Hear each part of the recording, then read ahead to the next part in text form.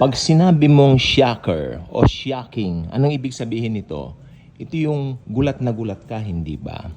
Pero mostly, ang shocking o salitang shocker ay ginagamit doon sa mga taong masasama.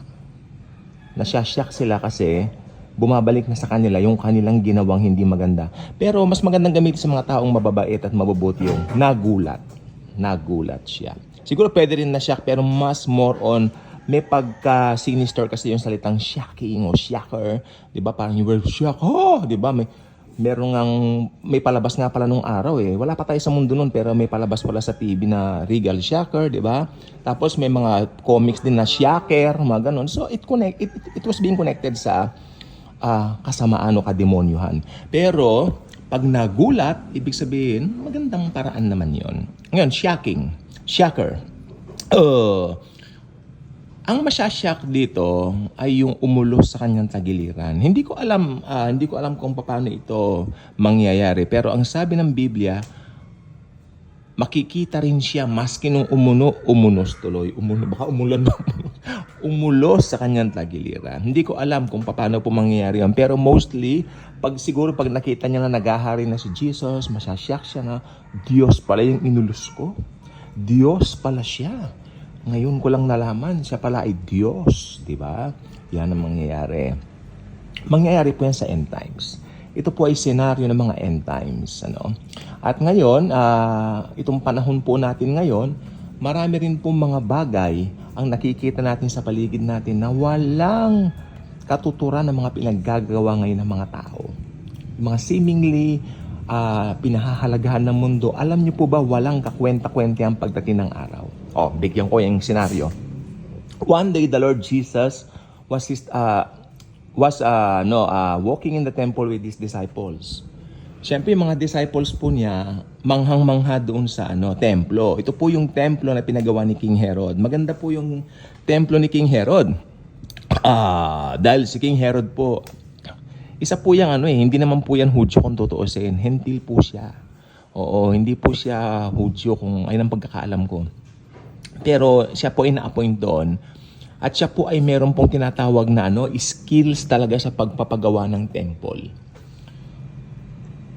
Talagang in-elevate niya yung temple, pinagpapatong-patong niya yung mga bato. Yung mga bato pong yun ay talagang makakapal. Ayon sa aking mga kamag-anak o tiyahin na nakapunta roon, ay mga bato na stones. Hanggang ngayon, nandun pa yung ruin. Kaya yung ruin, yung kinubkob siya ng mga Romano, nandun pa talagang makikita mo talagang bagsak-bagsak pa. Ang natira na lang doon yung mga walls, no? Ito yung wailing wall na tinatawag kung saan ang mga Hudyo nagdadasal. Nag-iipit ng mga wish. Ganon. Yung tiyahin ko nag-ipit nga ng wish. Hindi ko alam kung ang wish niya. Sinulat niya yung wish at inipit niya dun sa wall. Di ba? Ganon. Hindi naman kanilang kaugalian naman. Tanda ko dati, nung dumating siya rito, excited siya. Ang ganda ron. Tsaka ibang-iba talaga yung atmosphere sa Israel kanya, sa Jerusalem particularly. Ayun, ang maganda. At humahanga siya doon sa mga bato. Tama yung nasa Bible, sabi niya, kasi mga bato naglaglagan, ang kapal na mga bato, sabi niya. Nung nakatayo pa yon during that time, si Jesus at ang kanyang mga disciples o disipulos nga, siyempre disipulos, no? Naglalakad-lakad sila. Ang ganda, kabongga, bongacious kanang kanyang mga alagad. Lord, napaka-bongga nitong templo. Bongacious talaga. Ha ni Jesus. Nakikita niyo ba yan? Bonggang structure na yan? Sabi ni Jesus. Babagsak yan, sabi niya. Walang pato na magkapatong ang matitira na magkapatong. It will all tell down, sabi niya. It will all be turned down dahil ito ay kukubkubin ng mga Romano. So, ayun po ang nangyari.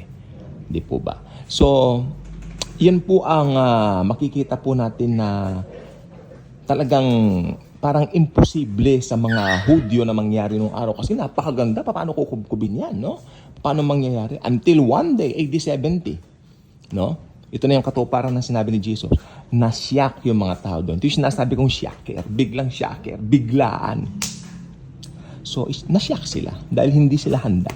So, sino po ang masyasyak ultimately pagdating ng rapture? Ang masyasyak po rito ay mga unbelievers po. Dahil sa ngayon, nakikita ko, magpahayag ka ng ebanghelyo, tatawanan ka pa. Magpahayag ka ng ebanghelyo, mamaliitin ka pa. Pagtatawanan ka pa. Okay?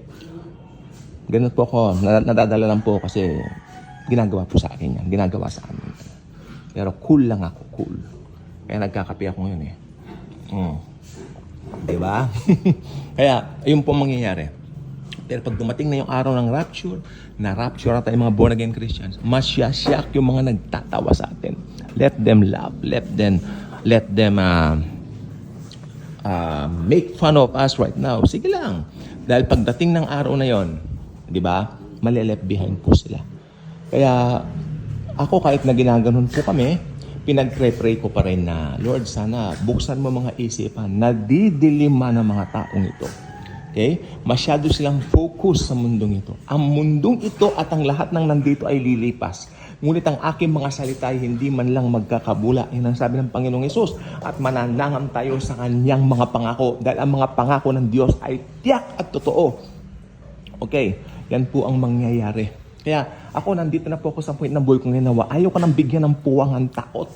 I remember the other day, I was talking to my relatives in the United States at nagsasabi siya, puro ganito, ganyan po. Sabi ko, no, this is the point in my life. Sabi ko na, huwag nating entertain ng takot. The Lord is coming. Jesus is coming anytime sa rapture. Sabi ko, let's focus on being strong in the Lord. Yung kanyang strength ang nasa atin. And let's practice that by being conscious that Jesus is always with us. And sinabi ko, kasi ganoon naman pong talaga. Kahapon ba yun? Kahapon yata po yun, isang araw hindi ko tiyak. Baka na isang araw siguro. The other day nga yata. Yan ang sinasabi ko po sa inyo na itong panahon na to talagang pero yung mga nagtatawa sa atin, masyasyak sila. Ay, totoo pala yung mga nasa Bible. Then, they have to go through the great tribulation at mas masahol ang kanilang daranasin doon. Dahil doon, kailangan silang mamili. Amen? Magpatatak sila o pag nagpatatak sila, mai-spare sila pansamantala dito. Amen? Ay pag nagpatatak sila, siyempre, magiging galamay na sila ng Antikristo, mai-impyerno sila forever. Pag nagpatatak sila. Pero pag hindi naman sila nagpatatak, may consequence po yun. Magpapapugot sila ng ulo. Para maparangalan naman ang Panginoong Hesus. At ang pinakamaganda pong dito, pangyayari, mapupunta sila ng langit. You know what? Sabi ng Hebrews, without the shedding of blood, there will be no remission of sins. Blood of Jesus, hindi ba doon? Siyempre, ibang dispensation na po yun. Tapos na ang dispensation ng grace. Although nandun pa rin ang grace, pero yung dispensation mismo, yung kapanahonan mismo, tapos na. Pinag-aralan na po natin sa mga nakaraan. Oo. At isang tao mula po sa UN, hindi po sa Amerika. Maniwala kayo sa akin, hindi po Amerika. May naniniwala dito, sabi niya, Pastor, taga-Amerika po yung Antikristo kasi napanood ko sa YouTube.